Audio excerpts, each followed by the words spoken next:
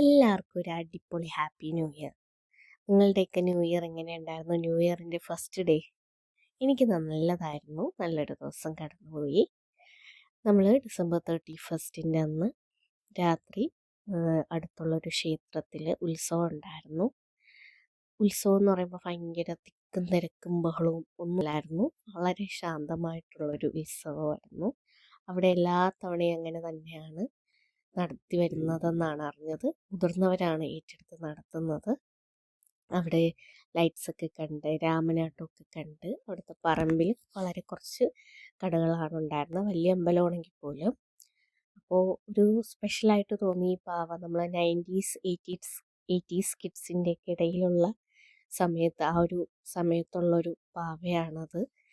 നിങ്ങൾക്ക് എത്ര പേർക്ക് ഓർമ്മയുണ്ട് ഇങ്ങനത്തെ ഒരു പാവ?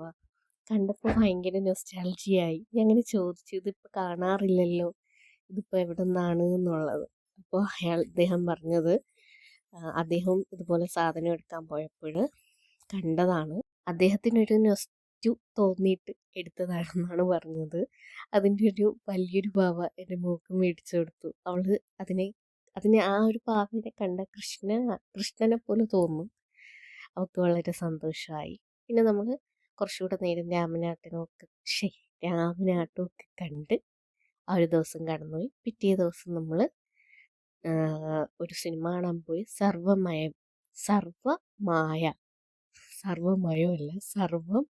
മായ.